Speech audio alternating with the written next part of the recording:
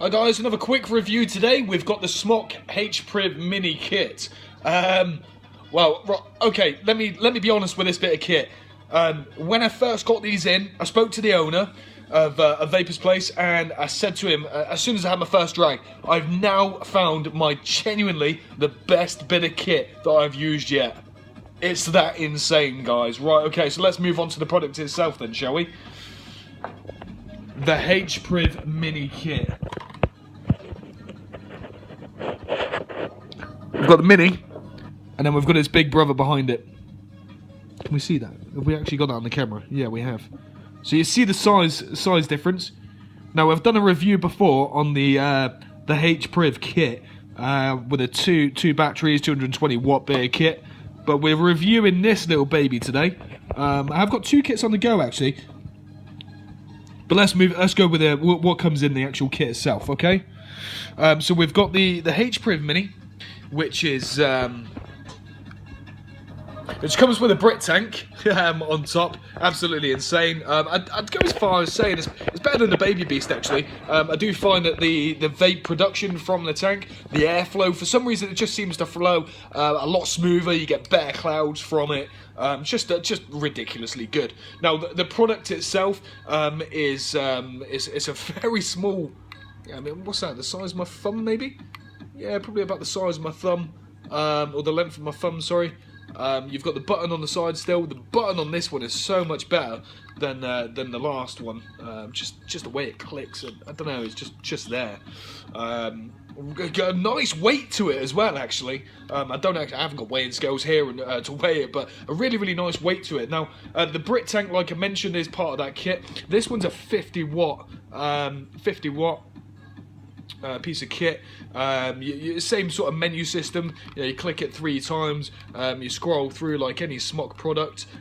You've got modes, you've got puffs, you've got settings, and then you've got the power. Let's leave that one turned on. I'm currently using 80/20 liquid in there at the minute.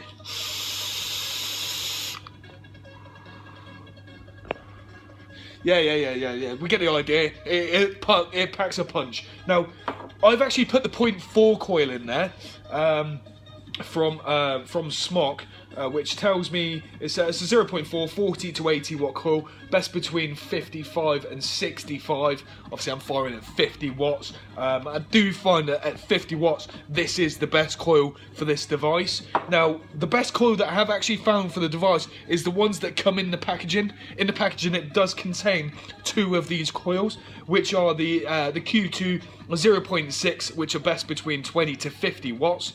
It's 20 to 50 watt coil, best between 30 to 40. One's pre-installed, and then the other one is a spare one. Now, what I had done, typically, was I was so excited about the bit of kit, I whacked it up to 50 watts, thinking, yeah, it goes up to 50 watts, fantastic. It lasted me no more than 24 hours of me taking long drags. I had, I think, 120 puffs out with the actual coil, and then it was burnt. I was quite disappointed, but obviously it was through my own negligence that the coil had burnt out very quickly. So I do recommend, on the coil that comes pre-installed and the spare coil that comes in the packaging, you do only fire it a maximum of 45 watts, an absolute maximum. But around about 35 to 40 watts is going to be absolutely perfect for the device. I do say though, to get that really nice flavour, really nice long drags, you know, with that extra throat hit, you want the 0.4 coil, which you can buy from any store, really, you know, any reputable store.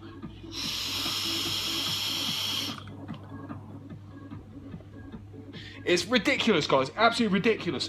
The battery life on it isn't fantastic. I do find the 0.4 coil at 50 watts, I'm getting around about 3 or 4 hours of continuous vaping. So it's not exactly fantastic, but if you have a laptop next to you, if you have excuse the mess, if you have a laptop next to you, if you've got an Xbox, a games console, a soundbar, anything that you can plug it into, charge and vape at the same time, yes, you can do that, and it is absolutely sound, absolutely perfect. Now, what I did do, I did put the Baby Beast tank on the other one. They do come in a black or the silver. You've seen the silver. The black's quite nifty as well. What I did find between, its predecessor, the 220 watt H-Priv, these ones actually have a red button. Whereas these ones all have orange buttons. They do work nicely with the orange seal on the tank though, in terms of looks. But I did put this one on, so the Baby Beast, I did have a black one laying about, so I put that one on there. Again, the 0.4 coil for Baby Beast. There is the buttons down at the bottom there. The charging ports there as well, quite firm. But I put that one on there, whacked it up to, I mean, I'm on 42.4 now, which is a bit silly of me, but yeah, 42.5 now, round it up. You know, airflow open, wide open.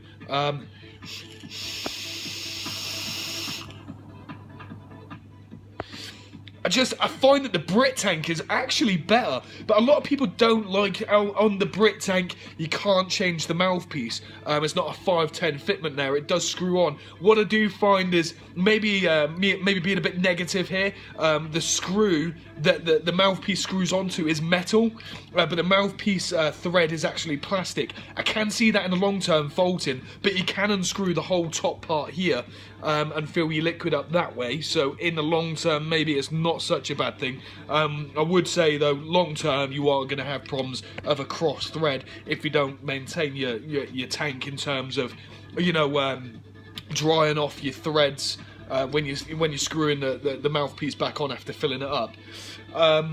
But apart from that, you know, apart from the battery life of 3, maybe, you know, 2, 3, 4 hours, depending on your usage and your power and your coil, and apart from the, you know, the possible cross-threading issues of, you know, the thread eventually wearing off, I do actually think this is an amazing, you know, secondary device. I probably wouldn't have this as my main device to give up smoking, and you know, I still to this day fire my Smok X-Priv Ultra.